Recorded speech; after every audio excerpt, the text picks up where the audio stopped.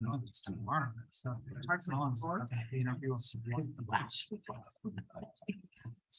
can't back out. Can't back.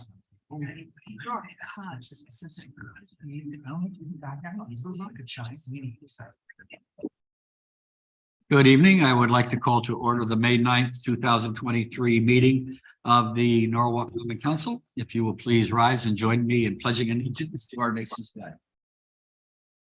Pledge allegiance to the flag of the United States of America, to the republic for which stands one nation under God, indivisible, with liberty and justice for all.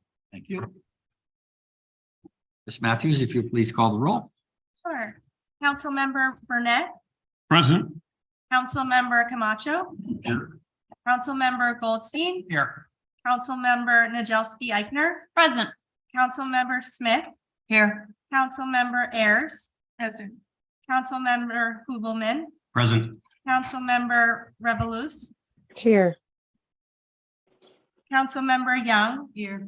Councilmember Kites. Here. Councilmember McMurr. Present. Councilmember Alterman.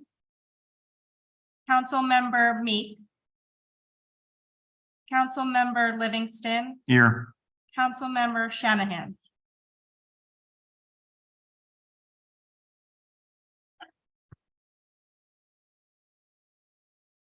We have 12. Well, President, we have a quorum. First item on the agenda, the acceptance of the minutes of the special meeting of April 20th, 2023. Do I have a motion? Mr. Hubelman. Any corrections, deletions, omissions? Mr. Burnett. Just one minor typo on page 4 of the minutes at the middle of the page. The word motion should be spelled correctly. MOTION. Okay. Any further corrections, omissions, deletions? Seeing none, all in favor of accepting the minutes as corrected? Aye. Opposed? Abstentions? Motion carries unanimously. Next item is the acceptance of the minutes of the regular meeting of April 25th, 2023. Do I have a motion? Ms. Smith. Any corrections, omissions, deletions? Mr. Burnett again. Mr. Mayor, again, on page 7 of those minutes, the same minor typo correction, the word motion, MOTION. Okay. Any further corrections, omissions, or deletions? Seeing none, all in favor of the minutes as corrected?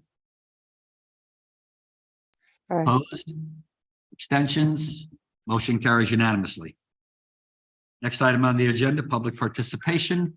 Do we have anybody, nobody here in the council chambers, but do we have anybody online waiting to address the council?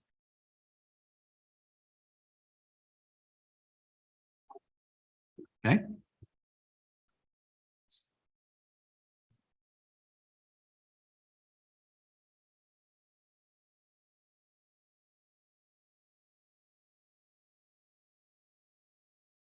Tyler, you're promoted to panelist, so you can go ahead and take the mic. Sorry, is that directed at me? Is it my turn? Yes. Thank you, Mr. Mayor, and members of the council. I'm Tanner Thompson. I'm the chair of the Bike Walk Commission. I wanted to join briefly and say a few words about May, which is National Bike Month. Our celebrations are underway. Mr. Thompson, we can only speak about items that are on the agenda. Oh, shoot, that's right. That's right. Okay. Well, then I will email you. I yield my time. Thank you. Okay, thank you. Any further participation from the public? No, that's it, Mr. Mayor. Okay, so we'll close public session. Next for on the item, we have resignations and appointments. We have 2 resignations, Ms. Jennifer Belliette from the Conservation Commission, who wishes to spend more time with her family, and Mr. John Mailing from the Conservation Commission, who has moved out of the area and can no longer serve. We have no appointments, reappointments. Under Mayor's remarks, I have a few. May is Mental Health Month, and as you know, this past weekend, we had the Norwalk, the second annual Norwalk. A lot of the council people were there. We thanked them. It's a reminder that there are many people that are struggling with mental health issues. Our young people are suffering isolation, and it's good to know that when we do something like this, it's good to let people know that we have their back and that they're not alone and that there is help available to them. May is also Asian Pan American Heritage Month, and we are proud to celebrate the cultural heritage and influence of AAPIs have had on the history of the United States, the state of Connecticut, and our community. May is also Haitian Heritage Month, and May 18th is Haitian Flag Day. May 18th celebrates that Haiti was the first Latin American country to gain independence from France in 1804. It's 18th. We're going to have a flag raising at the Heritage Wall. All are invited to attend. And on May 18th, I will join the Haitian American Collaborative, including Common Council member Diane Revolus, in raising the flag. I invite the community to join me. This May 20th is National Kids in the Park Day. As a reminder, it's hosting the first Kids to Park Day on Saturday, May 20th. National Day of Kids in the Park falls on the third Saturday of May and aims to connect kids and families with state and local national parks, get them outside in the fresh air and away from some of the electronics that they like to have in their hands. So hopefully we'll get a lot of participation. I believe on that day, Norwalk Public Schools is also going to be giving away 1,000 books, I believe, and it's going to be at Norwalk High School like it was last year. So it's a good combination of things. Come to the park or go get some books and then go to the park and read them. So we'll have a good time then. Upcoming restaurant week. I know it's not this month, but June 5th through 11th. We've asked restaurants interested in participating to send their menu specials by Friday, May 26th. Restaurants around the city will offer an appetizer, entree, and a dessert at a discounted price. So we hope that we have lots of businesses. Always good to come out and support our local businesses. One of the things we've always tried to promote is buy local, and it'll help our economy and go out and enjoy yourself as well. We have some wonderful, wonderful restaurants in Norwalk, not just on Washington Street, but all over the town. And last but not least, most of you already know that Alicia King has submitted her resignation as my chief of staff to accept a job as the Deputy Commissioner of the Connecticut Department of Transportation. While we're all really, really saddened to see her leave, especially me, because she's been a blessing to my administration, we're happy for her because this is another chapter in her life, a career move that has potential for her. And I know she's going to do a great job in Hartford as she did here. She has done so much. When I first interviewed Alicia, I asked her one question. I asked her, tell me what you think the chief of staff does. And I didn't have to ask her any more questions. She nailed it. She was a deputy chief of staff in New Haven prior to coming here. And she was a real blessing. She has made her mark on the city of Norwalk, and some of the things that we have accomplished together with our vision, trying to lead the city of Norwalk forward and keeping it the place that people want to come and live and work and play.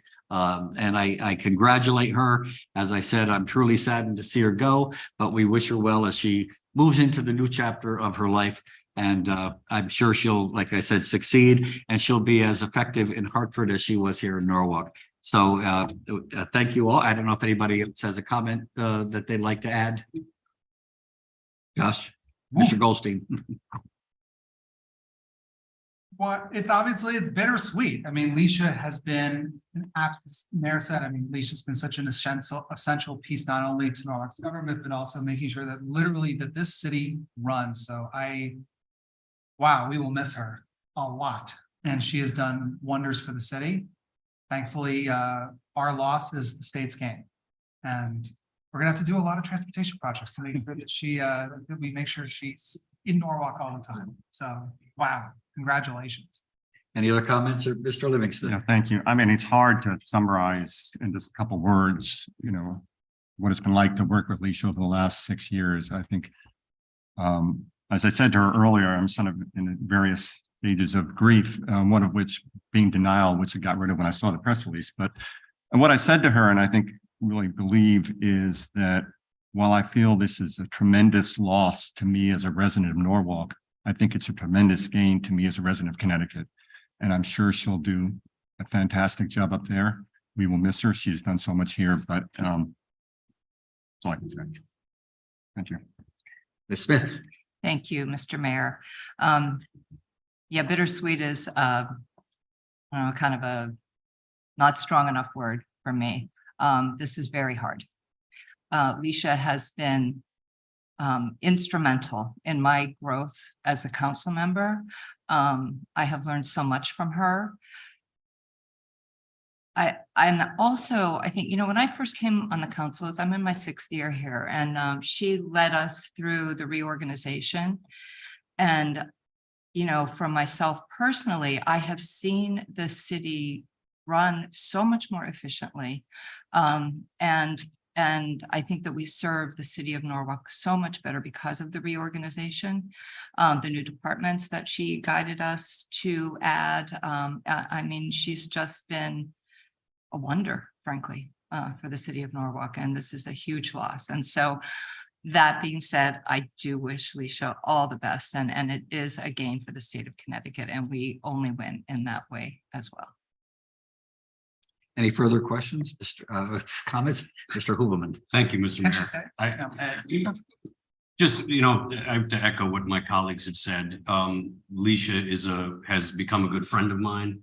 And I met her when I first sort of was drawn to District A, and she lives in the district as well. This is a great opportunity for her. So it's hard to feel really bad because you feel good for a friend who's making a move such as this. But we're all better for her having been here. And I think that to me is one of the more important things to remember, and that she's not leaving Norwalk. And as Mr. Livingston has said, she's going to be working for us now at the state level. So I hope she brings that same energy and expertise to that position and makes things happen up there. So we're going to miss her. I agree. Any further comments? Mr. Burnett. Thank you, Mr. Mayor. Alicia's been such an asset to the collective success and progress of the council, as well as individually helping each council member, whether they're new, experienced, just navigate through what it takes to be on the council and to serve the city. I especially appreciate her commitment to being a problem solver and coming up with the necessary thought pattern in terms of how do we move forward? If we have an issue, how do we get to a solution? And I think that's going to be the biggest item that we're going to miss. But I'm sure she'll be available to help us continue to navigate through whatever issue we need to. She's already made that commitment. Any further comments? Ms. Young. So I'm going to take a little different approach. I agree with everything my colleagues have said, but in addition to what Greg said about her thinking process, Leisha has made being in government a lot easier and simpler. I think she takes this approach of explaining things to the common person and makes it easy to understand. And I think she's been very welcoming and approachable. And that's not something you can say with all politicians, although we'd like to say that and think that. But who she is at the core makes her the ideal person in the position that she was in here, that she still holds right now until the end of the 31st, but even better when she goes to the DOT. She just has that ability to connect with people, and that's half of politics, being able to connect with people so that they trust you and hear you, whether or not you're telling them that you're giving them the answers they want to hear or not. She is that person, and she has been a real asset for the city of Norwalk. And she's still gonna live here, you know. for a Yes, she while is. Anyway, so we know. Same where she place. is. So We know where to go. we know where to go when we need something. And so I think, as everyone said, the city is better off for it. And yes, I'm just happy to have known her, to have gotten some experience and some insight from her, and wish her well. And she's gonna do great in whatever she decides to do. So this is just the next step in her career. Mhm. So, thank you. Any further comments? So I will be putting together a search committee. She's offered to help with the interviews because while she's still here. One of the most important, several of the most important qualities, and Leisha had every one of them: loyalty, trustworthiness, skill sets. She is a genius at what she does. And it's always comforting when you give somebody an assignment and not only is it going to get done, it's going to get done well, it's going to get done on time, and it's going to get reported back with the success that it was. So again, as you all feel badly, as certainly I do, I think both of us, when Leisha first told me, teared up a bit. Oh, yes. Leisha could almost not get it out because she was choked up. And that just shows the type of person she is. So we wish her well, and we tell her that she still has a family here and she will be terribly missed. Okay, having shed our tears, Mr. Burnett. Thank you, Mr. Mayor. Before we move to the consent calendar, I just wanted to take a moment to acknowledge the companies that assisted in the 2023 Volunteer Arbor Day cleanup event that took place. These companies donated time to really help keep things safe as in terms of those that utilize the walking trails and ensure there were no environment where there would be any hazard. So wanted to just take a moment to acknowledge Hutchinson Tree Care Specialists, Olmsted Tree and Shrub Care Company, the Lewis Tree Service provided by Eversource, Bartlett Tree Experts, Orchard Tree Care, and finally, the City of Norwalk DPW Tree Team. They did an outstanding job in donating their time, and we thank them for their efforts. Thank you.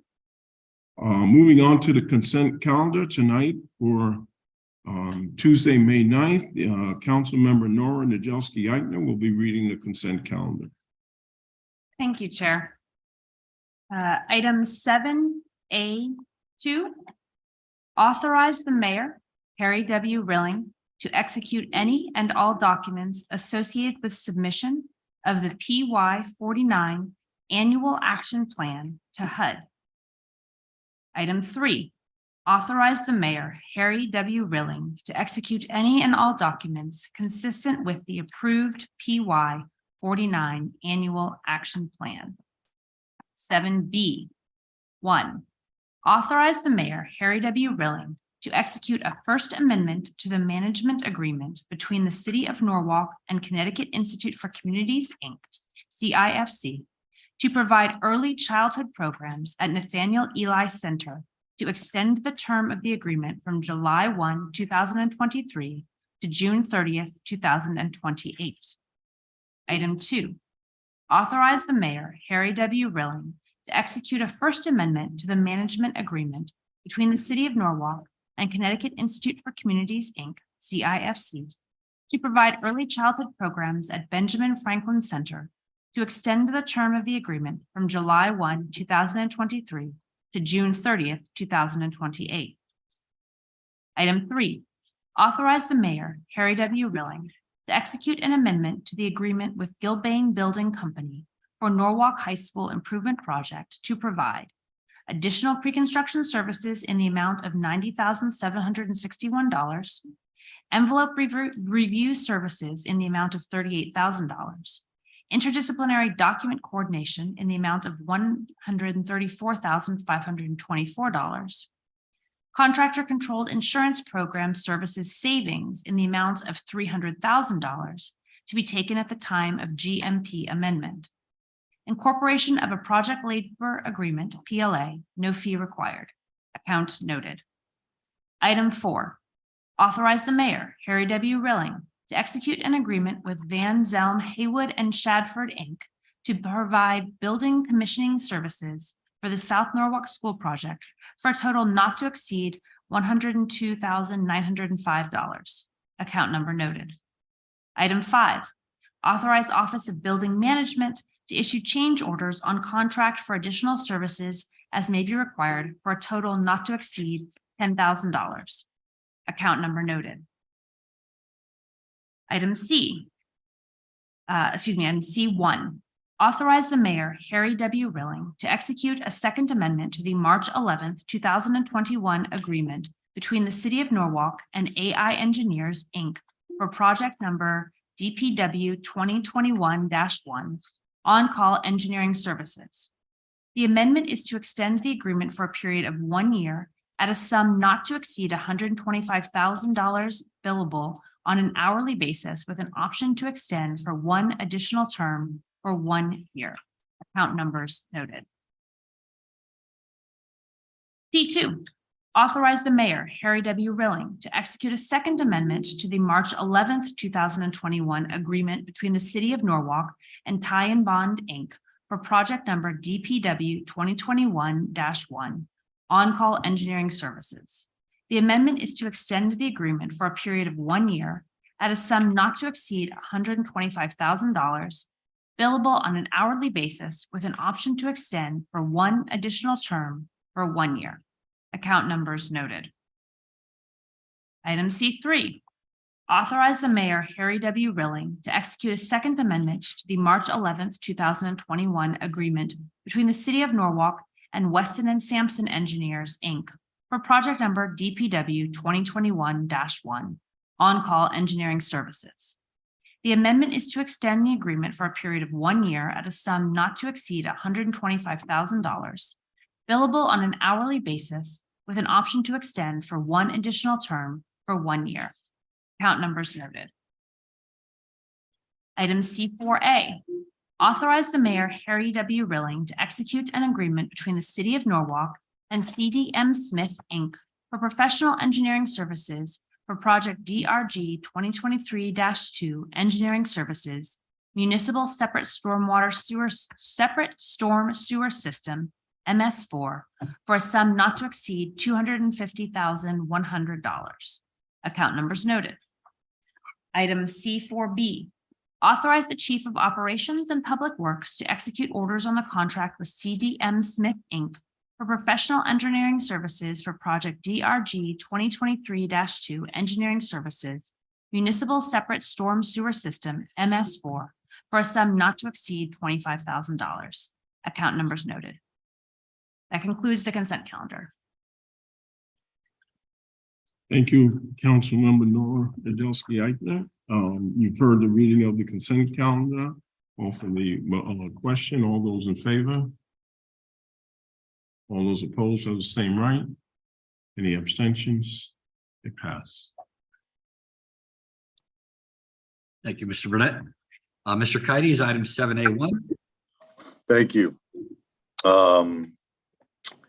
And it's item A1, it's authorized Mayor Harry W. Rilling to execute a land disposition and development agreement together with any and all agreements and documents required thereunder with Sono TOD2 LLC, the developer, for purpose of conveying a portion of 30 Monroe consisting of 46,094 plus square feet, identified as concept property lines as and when shown in a certain map entitled Zoning Location and Topography Survey, 17 Chestnut, prepared before Sono TOD2 LLC, Norwalk, Connecticut, dated March 14, 2023, and prepared by William W. Seymour and Associates, PC. This said city parcel to be consolidated with the land of the developer identified on the tax assessor's record as MBL 2556, 22557, and 25522, the developer together with the city property, collectively the project site.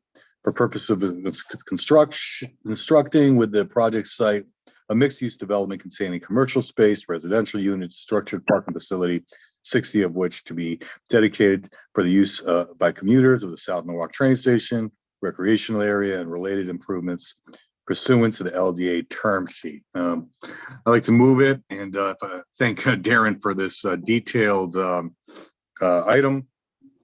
He's done. And I'd like to actually pass this on, if I may, to Mr. Bedoli, the head of redevelopment, to give us a little background on this project. Brian? Mr. All Bedoli? right. Thank you. Good evening, everyone. It's nice to see you all. Hope you're doing well.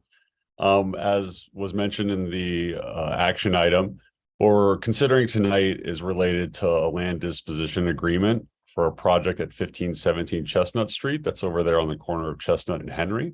That really came out of our work with the South Norwalk Station Area TOD plan. We took about a year and a half when I first started this position to do a planning study with the community, identify opportunities in the area, and also mitigation strategies from an infrastructure development perspective. And an opportunity presented itself in the form of this development project, which you all considered, I believe it was last spring, the initial term sheet for the land disposition. Since then, we've gone through a period of due diligence with the developer. Some of the substantive terms of that deal have changed. So we wanted to obviously come back to you. This has been approved by the Economic Community Development Committee, as well as gone through an 824 review and passed through the planning and zoning. But I'll pull up a map real quick just to acclimate you all again to the actual project site. So what we're talking about again is the disposition of 60 parking spaces included in the existing surface lot to the adjacent property owner here. Spinnaker Real Estate Partners actually owns this. This is the private portion of the parcel. And what we have structured is a public-private partnership to try to make, get the highest and best use out of the land right near the train station, recognizing its value from a density perspective to improve walkability and the overall sustainability of the area. Within that context, this is the area of the parking that will be disposed or sold to the developer. The specific conveyance map is included in your packet. And what it will pave the way for is a 200-unit mixed-use development project right at the train station here. If you give me one quick second, I'll stop the share and go through some of the details of it. So in terms of the specific transaction, 60 parking spaces will be sold to the developer. Those will be replaced in a structured garage in the new development at a 1-to-1 ratio in the new building. The developer will will be the one to manage the parking in this scenario, but the parking authority will continue to be the responsible one for enforcement, with temporary parking being provided in the interim as the building is constructed. The parcel would be acquired actually at the fair market value of $4.6 million. There will be a credit issued as part of the transaction of $1.050 million for the parking garage. And really this is calculated because the cost of structuring parking is more than the actual value of the cash flow for that parking. So we worked out in the negotiation with the developer, and this is the same term that was put into the initial term sheet that you all approved. One of the more favorable terms of this whole deal is that this unlocks $6 million in state funding for area infrastructure.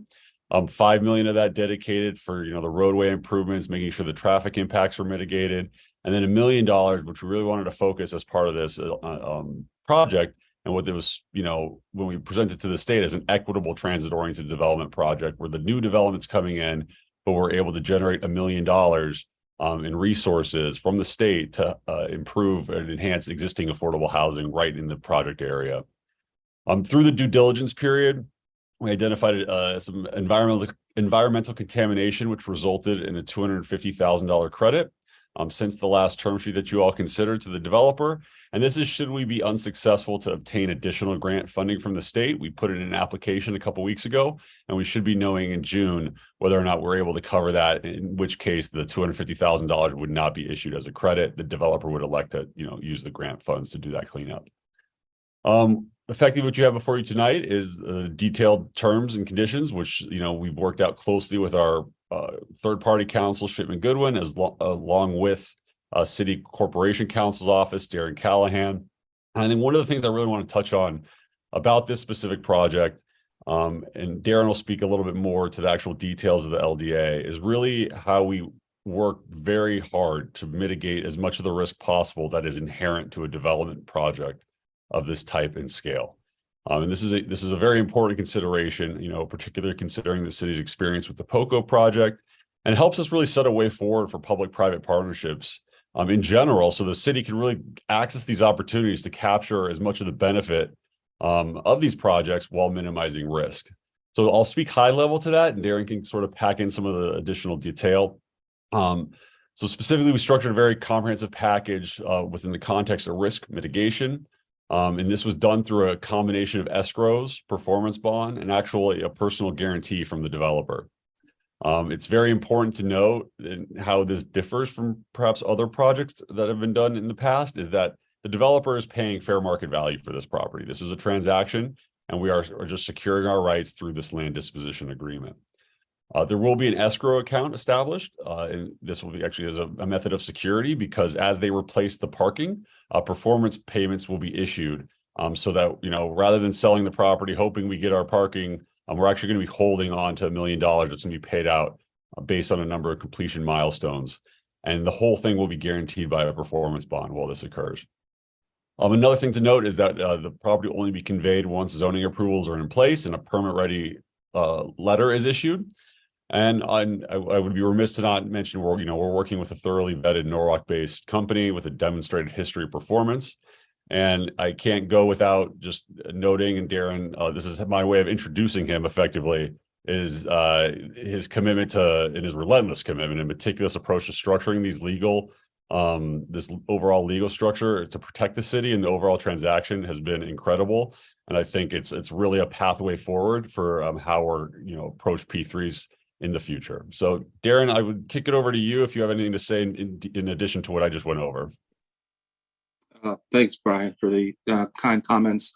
Actually, I think you hit all the high points, including the points that I would hit with respect to how we secure the transaction through a series of bonds, payment bonds, and guarantee agreements, and crediting back the parking credit in over the course of construction, to ensure that that the money laid out by the city is secured until the project's completed. So I really don't have much to add. I'm happy to answer any questions that anyone has on the panel, but I don't want to take up needlessly anyone's time here. Thank you both. Any further comments or questions, or Mr. Livingston? Yeah, thank you. I mean, I think we've talked about this a lot at on the committee level, and I don't really have a lot to say, but when people think about LDAs, they unfortunately, as you mentioned, Brian, think about POCO. And I have to, and I did this in the committee level as well, I think several of us did, have to commend you and Darren for all of your hard work to mitigate risk and protect the city every way possible. And I really think that this is, as you said, Brian, can be a template for future deals. And I thank you and Darren for putting it together. I also thank you, Brian, for your financial wizardry, which made a lot of the financing possible. So thank you for all your hard work. I think what you've done is great. Thank you. Thank you. Further comments to questions, discussion? Mr. Kites. Thanks. I just want to just follow up and kind of echo Mr. Livingston's comments.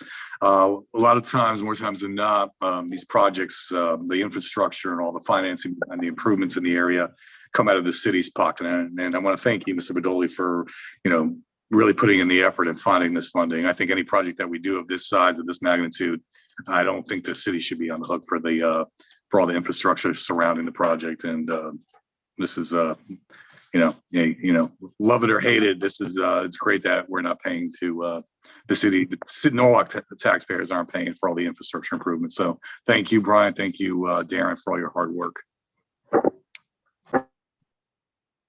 Any further questions? Comments? Seeing none, I'll call the vote. All in favor? Opposed? Abstentions? Motion carries unanimously. I think that's the only other business to come before the council. Motion to adjourn. Right on target. Thank you, Ms. Revelou. Motion to adjourn at 8:05. All in, the hands are already up. All in favor? We're also on target. Opposed? Abstention?